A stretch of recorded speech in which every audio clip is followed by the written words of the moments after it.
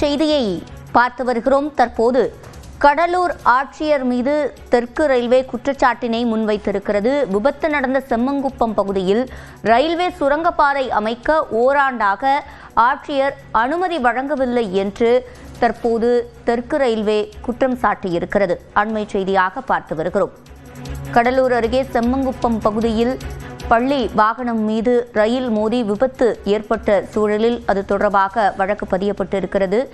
இந்நிலையில் கடலூர் ஆட்சியர் மீது தெற்கு ரயில்வே குற்றச்சாட்டை முன்வைத்திருக்கிறது. கூடுதல் விவரங்களை செய்தியாளர் முகிலனிடம் கேட்கலாம். முகிலன், முழுமையான விவரங்கள். சிவரஞ்சனி, தற்போது தெற்கு ரயில்வேயிலிருந்து ஒரு விளக்கமானது வழங்கப்பட்டிருக்கிறது.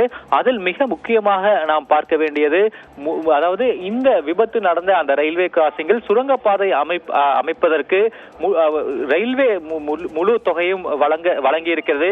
ஆனால் அந்த பணிகளை மேற்கொள்வதற்கு மாவட்ட ஆட்சியர் கடந்த ஓராண்டு அனுமதி வழங்கவில்லை என்ற ஒரு குற்றச்சாட்டை தற்போது தெற்கு ரயில்வே வைத்திருக்கிறது. அது மட்டுமல்லாமல் முதல் கட்ட அறிக்கையின்படி அதாவது அந்த ரயில்வே கிராசிங்கில் அந்த ரயில்வே கேட் ஆனது மூடப்பட்டு இருந்தது.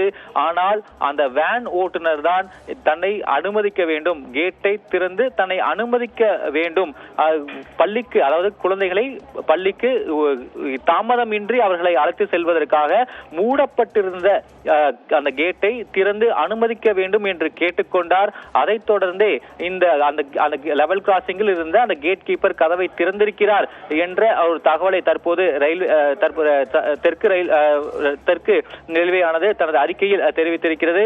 அதே போல இவ்வாறு அந்த கேட் கீப்பர் செயல்படக்கூடாது, அதாவது கேட்கிறார்கள், அதாவது கோரிக்கை வைக்கிறார்கள் அல்லது அந்த ரயில்வே கேட்டை திறக்க செல்கிறார்கள் என்று யாரும் கேட்பதனால் அதை திறக்கக்கூடாது, அதையும் தாண்டி அவர் திறந்திருக்கிறார். அதனாலே அவர் மீது நடவடிக்கை எடுக்கப்பட்டிருக்கிறது என்றும் அவர்கள் தெரிவித்திருக்கின்றனர்.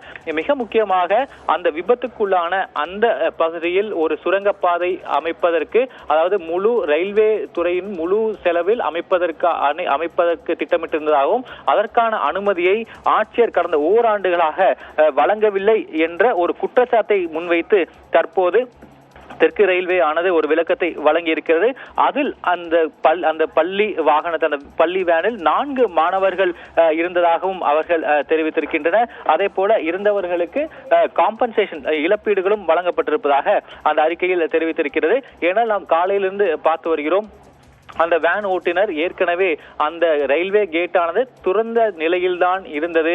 அதே போல அந்த கேட் கீப்பர் அங்கு இல்லை என்று ஒரு பேசக்கூடிய ஒரு காணொலியையும் நாம் நியூஸ் 18 தமிழ்நாட்டில் ஒளிபரப்பினோம். ஆனால் தற்போது தெற்கு ரயில்வே அதன் விளக்கத்தில் அந்த கேட் ஏற்கனவே மூடிதான் இருந்தது, அதாவது ஆஸ் பர் புரோட்டோகால் அங்கு அதுக்கு முன்பாக இருக்கக்கூடிய ரயில் நிலையத்திலிருந்து ரயில் புறப்படும் போது இந்த கேட் ஆனது ஏற்கனவே மூடிதான் இருந்தது. ஆனால் அந்த வாகனத்தில், அதாவது இந்த ரயில் பள்ளி வேனை இயக்கிய டிரைவர் தான் மூடியிருந்த கேட்டை துறக்க வேண்டும், மாணவர்களை எந்த தாமதமும் இல்லாமல் பள்ளிக்கு அழைத்து செல்ல வேண்டும் என்று தெரிவித்திருக்கிறார்.